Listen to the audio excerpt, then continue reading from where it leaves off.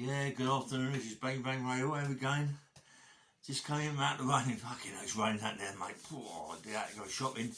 Anyway, as things, I was talking to a pal of mine last night about the fruit market. I used to live. I was to live in it really because I used to, didn't want to go home too much because of the fights indoors and bits and pieces. I used to live down the market. You know what I mean? I loved it down there, mate. Working nights and working in the daytime. So it's my thing, you know what I mean? I loved it, mate. Obviously I go home, but I didn't live to go home much. Anyway, we was talking about the old market, me and a pal of mine, and I remember good times, you know what I mean? Some good times we had down there. When I was started training, when I was really started training RJ, I used to run around Gumtree Park with a guy called Derek Pierce, yeah? And we used to go around there twice. The park was about 3 mile round, and it was really put some down, and then we used to stand in the middle of the park in the green and have toe to toe, bare fists, not no gloves, bare fists, and punch each other, mate. And it's like really hard, you know what I mean? And put something together. And Derek was a big guy, a big strong guy in the market. He worked for a fruit firm, kept picking up great big boxes of fruit. You know what I mean? Massive boxes, yeah. He was very powerful. And there's a lot of people fighting with him. He was a big guy, yeah. But I was to spar with him much as I possibly could, and he taught me a lot, and he made me quite an old man. But fuck me, mate, he could hurt. He used to hurt me. And a couple of times we went down to a club in Hamwell Boxing Club, and this is when we're going on a bit further. And I started sparring with him down there, and I used to really hurt him. I was getting better and better. I used to really bang him hard, yeah. And this when I knew that I was going to be someone, yeah. Anyway, I'm in the fruit market, and I'm with all the greengrocers. My best mate in there was Johnny Wells at that time, and Johnny Wells, nice kid, mate. He was nice. He's got a brother called Ray Wells, lives on the Isle of Wight, and I was supposed to see him about 3 or 4 months ago, but something happened on the Isle of Wight, and I was just visiting the prisons like Camp Hill, Parkhurst and Albany. It seems funny, you know, when it's so quiet when you visit them prisons. I mean, obviously so Camp Hill's more quiet because it's empty now, yeah, but it's like when you think about it, Parkhurst, I was outside and it's quiet, mate. It's so quiet. Albany's so quiet. The prisons are so quiet. It's crazy. Obviously, so the gate is here and the prison's right in the middle. But it's so quiet, mate. It's like a morgue, you know. And to think there's like maybe 1,600 people, mate, 1,600 people in their prisons, you know, and it's fucking quiet. Albany, not so many. I don't know. Albany, maybe Albany held about 1,000 people, maybe. I'm not quite sure.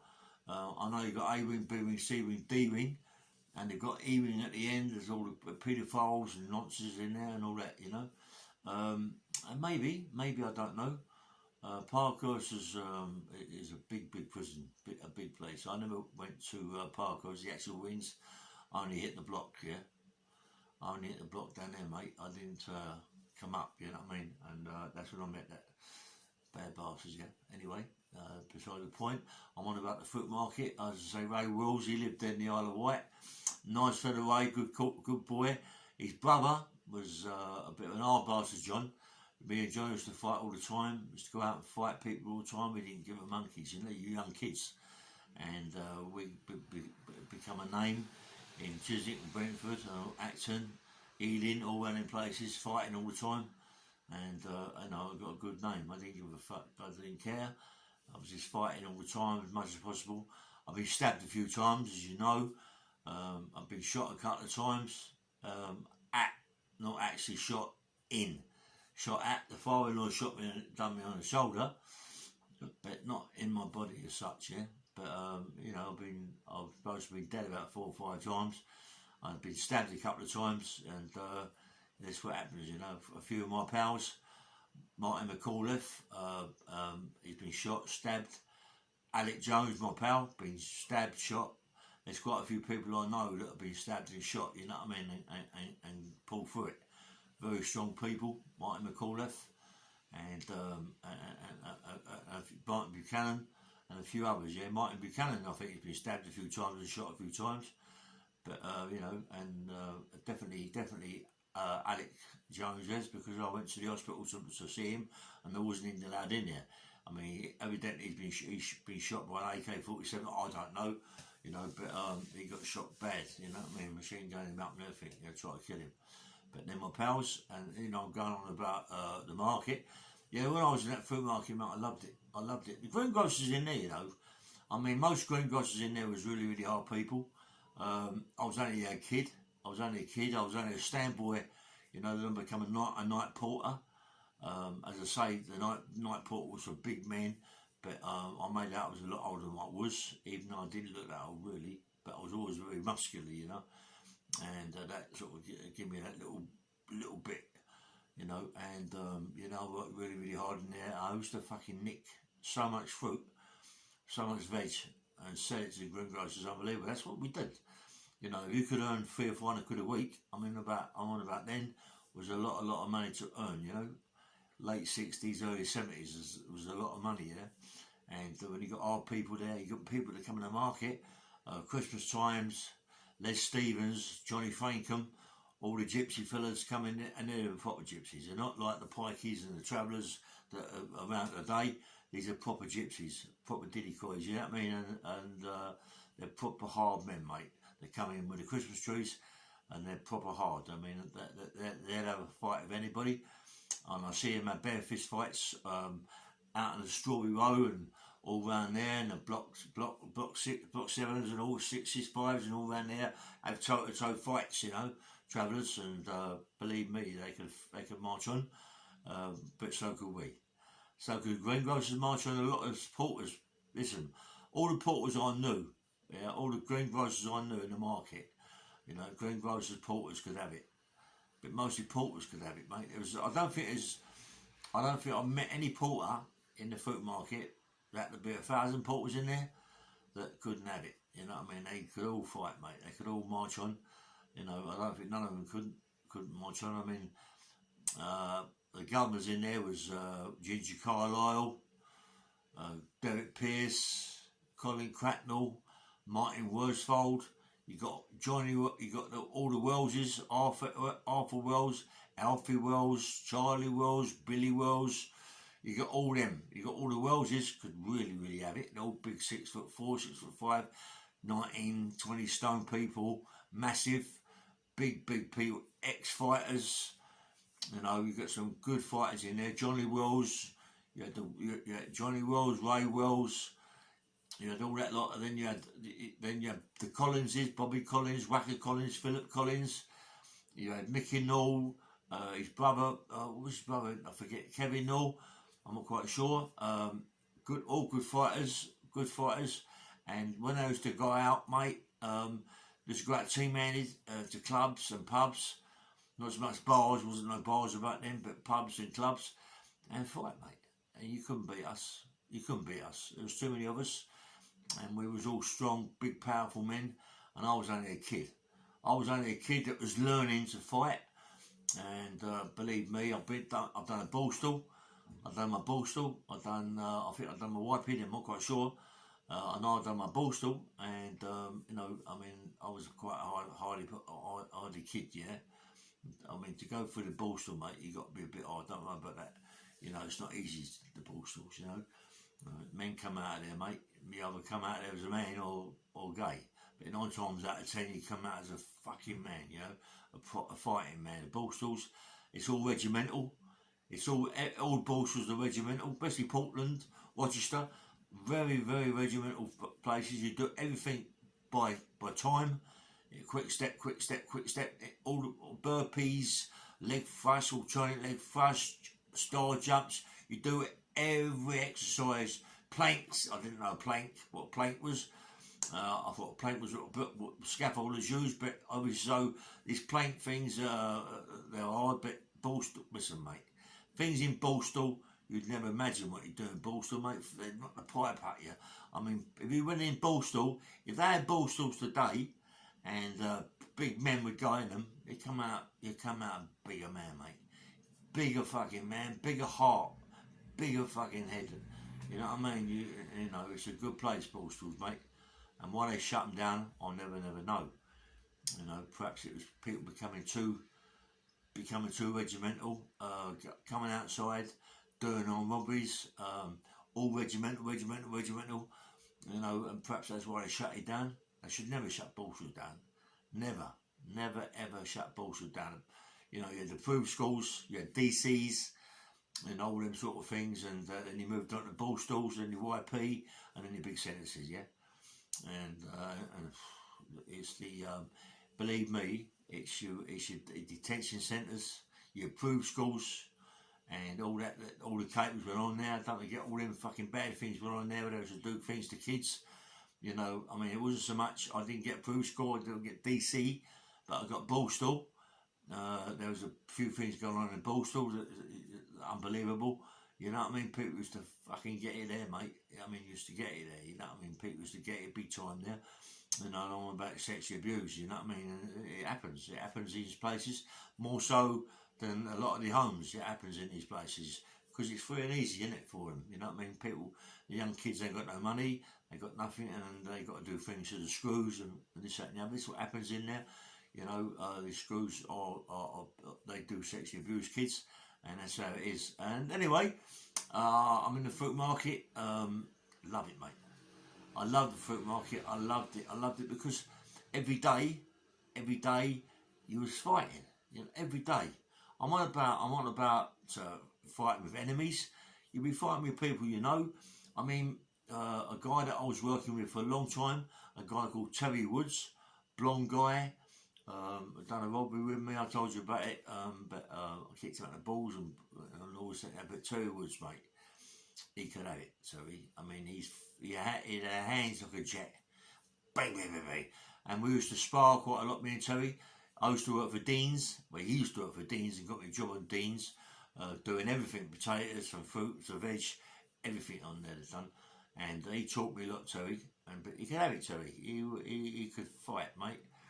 I mean, I used to see him fuck about with Colin Cracknell. Colin Cracknell was a very, very hard man, yeah. I don't care what people say about him, who run him down or whatever.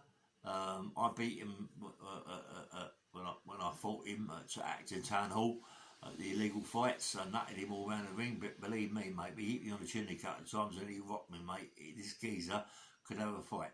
There wasn't many people around in Brentford, Chiswick, Hounslow, all them places that would fight Colin Cracknell. He was the governor. He was the governor, or one of the governors in the market. I think Martin Worsfold, me and Martin had funny old turnouts, and Martin was a very, very, very hard man. Big arms. What he trains now. He even trains still today. He's 70 odd years of age. He trains today. Someone told me that he's massive. His son's massive, and I've been told that his son's boy. His boy's a big boy. But Martin trains. He's never stopped it. He's massive. He's massive. Still massive. He's 70 years of age, over 70, and very powerful, and could have it. Like Martin could have a fight. I mean, me and Martin never had a fight, but I suppose it was gonna come, but it didn't never come, yeah. And I would not say who would win, but he was a very, very powerful man, mate. You would not like him shooting you on the chin. Oh, fucking hell. He'd bust your jaw up, mate. He would bust your jaw up. Ginger Carlisle, another hard man. Ginger Carlisle used to fight. A good fighter, bare fist, Ginger Carlisle. He had a thing hitting someone at the bottom of the glasses and smashing it in their faces. Listen, the potato growers in the fruit market, they were massive. You didn't want to fight them, mate. They was chucking big underweight sacks of potatoes about all day long. And they had shoulders, I mean, massive, massive, massive shoulders. Big, powerful people that can have it and all, you know what I mean? And I was like going to the cafe. You had a cafe inside, Alsted's, I think it was called, something like that. Yeah, Alsted's cafe inside. Mates used to get the best sausage rolls and bacon rolls ever with onions and all that, you know what I mean? And the greengrocers in them places could eat.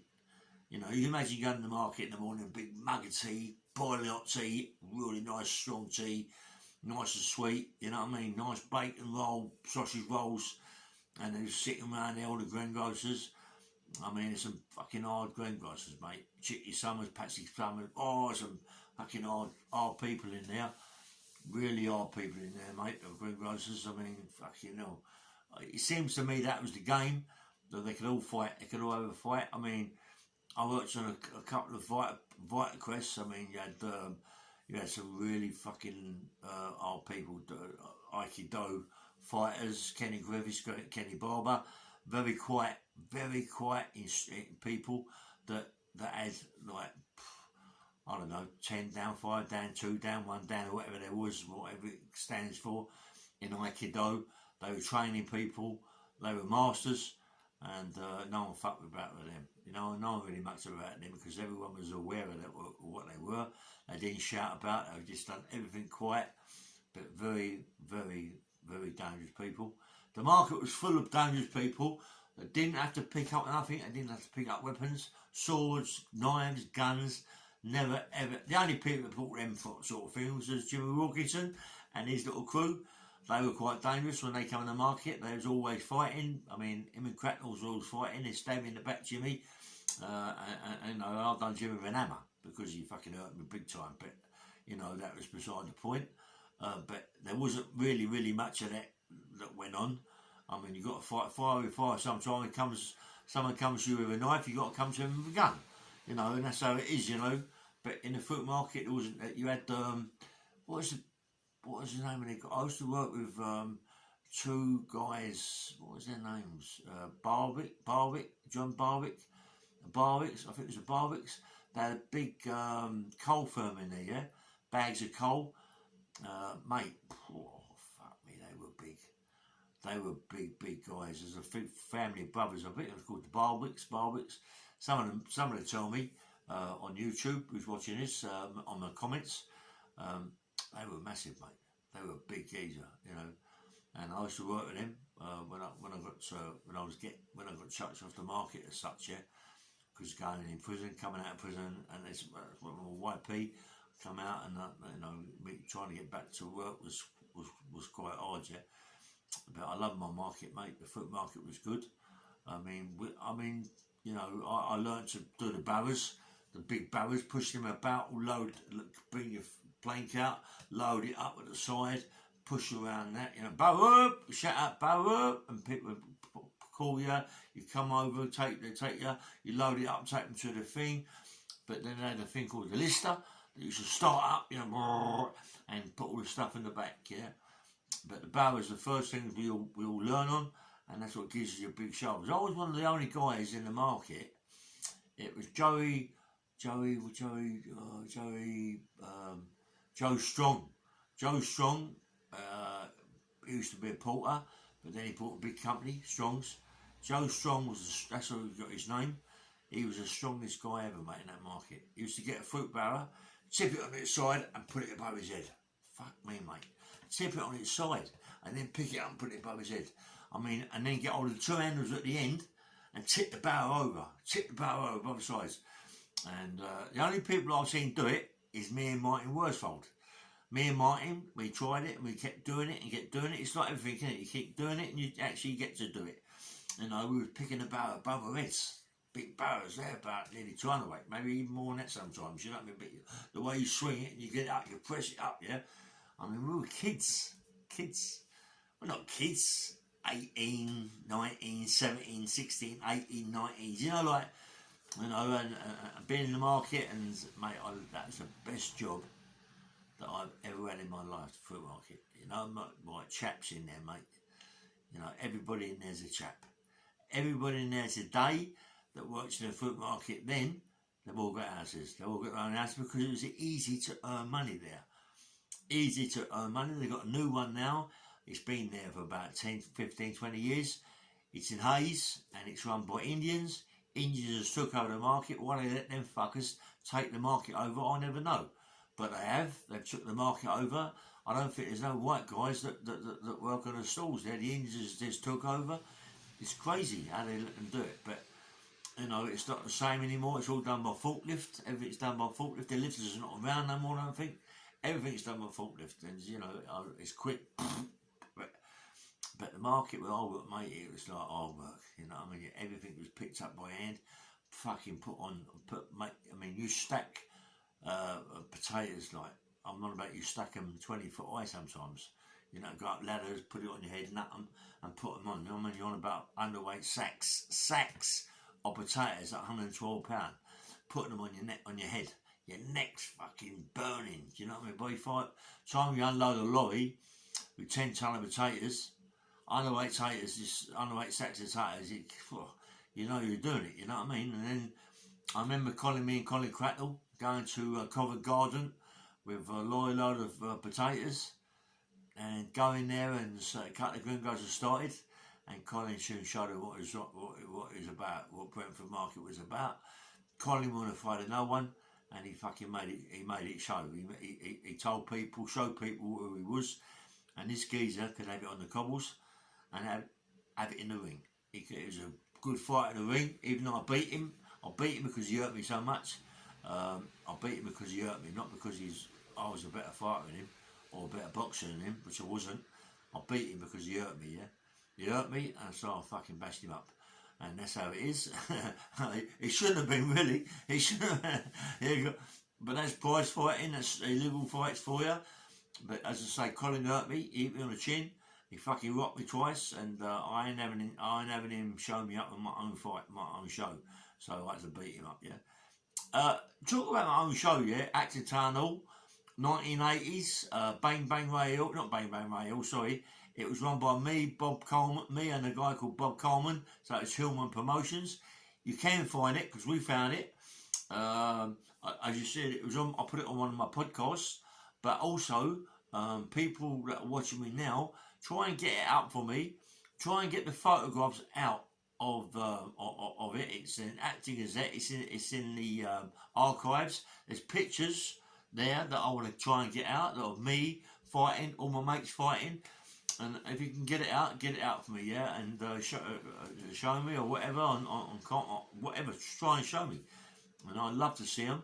I'm trying to get them out as well, but the guy I work with, Terry, he ain't into that. He ain't into computers. The only one who's into computers is his daughter. She's lovely. She's tries everything she can to help me out, and I'm going to try and fit her name, but I'll always figure her name later. You know, and it's Lord no. Anyway, so I'm in the fruit market. I'm fighting all the time. We're nicking lorries, mate. We're nicking lorries in the market. Not nicking them, but we're under in the back of the lorries and we're nicking all the fruit. I've already told you, but sometimes, you know, we take a lot of gear, mate. We nick so much stuff out that market, out that fruit market, you wouldn't believe it. We come out with loads of stuff, and when we was kids, it's like mafia fraternity, and it's like the beginning of your mafia. You just going in there as kids as being little fuckers. You just, you know, just going in there taking everything we want to take. And I'm not about everything. I mean, greengrocers that know, people that own the stands that know, in the end of the day who it was, and they'd come over and have a go at you, and then you'd have a fight with them on the cobbles. And a lot of them stand people that own the stands could have a row on the cobbles, and you know, stand up and have a row. I'm a kid, 17, 18 years of age, working nights. They knew what I was at. I've had a few bad fights with people that own stands, yeah, bad fights, and I haven't always won my fights. I've had to walk away. Fair play to them. I hold my hands up to them. You know, but they're not getting the gear back. They're not getting the stuff back. We took it. But I've held my hands up to them. Young kids, 17, 18 years of age, who's had a fight with them and got back and got beat up. But not beat up really, but I've lost the fight. You know what I mean? I've lost the fight. And I've walked away, smashed to pieces, and the greengrocers and the stand people, they respect me. They ain't going for that again, yeah? Doesn't matter if you lose. It doesn't matter if you lose the fight. You know, it doesn't matter if you come second best, because sometimes you got to tell these people that even if I lose the fight, I'll be the best second fighter you've ever had. You know that you fucking fought me, mate. Don't worry about that. And they told them straight, even if you beat me, mate, you're gonna know you've had a fight. I ain't gonna give up. You know what I mean? I ain't going to give up, and I'd fucking fight you to the death. You know what I mean? I'd fight, not to the death, obviously, that's why I'm still here, because I've been beat a few times. But I'd really have it. I'd have it with a mate, you know, I'd have it with my fighting. And it wasn't that kicking, booting game when you're on the fling, we'd get up and fight again. You know, I'd give up because my face would be smashed about a bit, you know, and you ain't wearing gum shorts. You don't go there prepared. You know, you ain't wearing gum shorts, all your lips get smashed to pieces. Got quite a few scars on my lips when my teeth come from my lips. You know, and all your eyes are puffed up and cut up, you know, doing street fight, doing illegal fights, that is, really bare fists, you know, and you're a kid. And you're fighting big men. But the most important part of it is that you did fight, you did lose, but respect. You both got respect for each other. He ain't never going to fight you again. You ain't never going to fight him again. Well, maybe not. Maybe you ain't never going to fight him again. Bollocks, you will. Because if someone beat me like that in the market, later on in my life, like me and Colin, I'd go back and have another row with them, yeah? I'd go back and